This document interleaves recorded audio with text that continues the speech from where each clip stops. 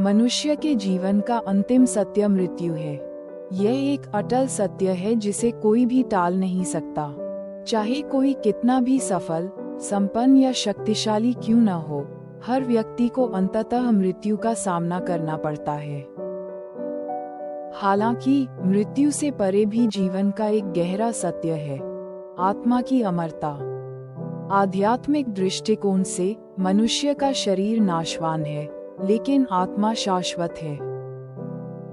कुछ दार्शनिकों ने ये भी कहा है कि संसार में दुख, दुख का कारण और दुख का निवारण भी है।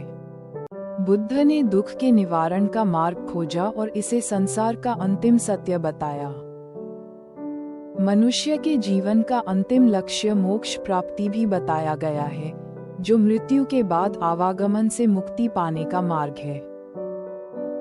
इसलिए मनुष्य के जीवन का अंतिम सत्य मृत्यु है, लेकिन यह मृत्यु से परे भी एक गहरी सत्य है, आत्मा की अमरता और मोक्ष प्राप्ति। जीवन का अंतिम सत्य एक दार्शनिक और आध्यात्मिक विषय है और विभिन्न परंपराओं में इसके अलग अलग उत्तर मिलते हैं। कुछ मुख्य दृष्टिकोण इस प्रकार हैं। वेदांत और हिंदू दर्शन जीवन का अंतिम सत्य ब्रह्म या आत्मा है।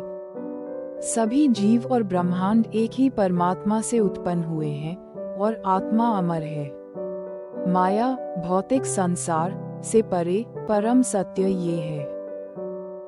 बौद्ध दृष्टिकोण, बौद्ध धर्म में जीवन का अंतिम सत्य निर्वाण है, जो दुखों से कि आत्मा और परमात्मा एक ही हैं। मुक्ति और इच्छाओं के अंत का प्रतीक है। ये चक्रवात से बाहर निकलने और शांति प्राप्त करने की अवस्था है। विज्ञान की दृष्टि से जीवन का अंतिम सत्य ये हो सकता है कि हम सभी ऊर्जा और पदार्थ के नियमों से बंधे हैं। जीवन एक जैविक प्रक्रिया है और मृत्यु के बाद कोई व्यक्तिगत अस्तित्व नहीं रहता। दर्शन शास्त्र कई दार्शनिक मानते हैं कि जीवन का अंतिम सत्य व्यक्तिगत अनुभव और अर्थ की खोज में छिपा है। जीवन का उद्देश्य और सत्य वह हो सकता है जो हम स्वयं उसे बनाते हैं। जीवन का अंतिम सत्य मृत्यु है। ये बात जो लोग समझ लेते हैं, वे गलत कामों से दूर रहते हैं। मृत्यु के बाद कोई भी व्यक्ति अपने साथ कुछ चीज नहीं ले जा सकता है। इसीलिए हमें धर्म के अनुसार ही कर्म करना चाहिए, अर्थात पूर्ण गुरु धारण कर नाम दीक्षा प्राप्त करके पूर्ण परमात्मा की सद्भक्ति करके मोक्ष की प्राप्ति करके मृत्यु को प्राप्त करना चाहिए। हमारा ये जीवन जैसा प्रतीत होता है वैसा है नहीं। जीवन की अवधि मात्र 60-70 वर्षों तक सीमित मान लेना जीवन की वास्तविकता से अनभिज्ञ होने का परिणाम है। वास्तविकता ये कि मृत्यु जीवन का अंत नहीं है, बल्कि यह तो जीवन के एक दूसरे लोक में प्रवेश का द्वार है। जीवन तो अनंतकालीन है।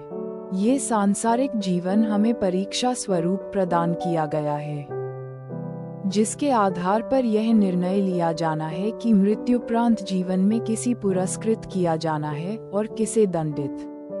मृत्युपरांत दंड अथवा पुरस्कार के साथ जीवन अनंतकालीन होगा। यही कारण है कि सभी धार्मिक पुस्तकों में स्वर्ग और नरक की कल्पना को विस्तृत रूप से प्रस्तुत किया गया है और इसकी सत्यता को लोगों के मस्तिष्क में उतारने का प्रयत्न किया गया है। इसलिए प्रथम दृष्टि में मृत्यु को जीवन के अंतिम सत्य के रूप में देखा जाना मृत्युपरांत के वास्तविक जीवन से आंखें मूंद लेने जैसा है। मृत्यु के पश्चात भी एक जीवन है और वही हमारे जीवन का अंतिम पड़ाव है। इस संसार में हमें अपने उसी जीवन की तैयारी की कोशिश करनी चाहिए। वहाँ की सफलता ही वास्तविक सफलता है। लोग और सब कुछ जानना चाहते हैं, बस एक बात से बचते हैं कि कहीं ये पता ना लग जाए कि जीवन का अंतिम सत्य है मृत्यु।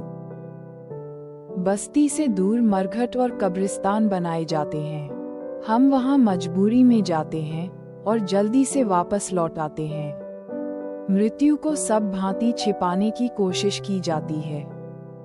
सड़क से किसी की अर्थी निकलती हो तो माताएं अपने बच्चों को भीतर बुला लेते हैं। पश्चिम में लाश को सजाने वालों का धंधा बड़े महंगे व्यवसाय में से एक हो गया है। मुर्दे का इतना श्रृंगार किया जाता है कि वह जीवित से भी ज्यादा सुंदर लगने लगे। मौत को छुपाने का प्रयास है ये, लेकिन सत्य कहीं छुपाया जा सकता है, और छुपाने से लाभ क्या होगा?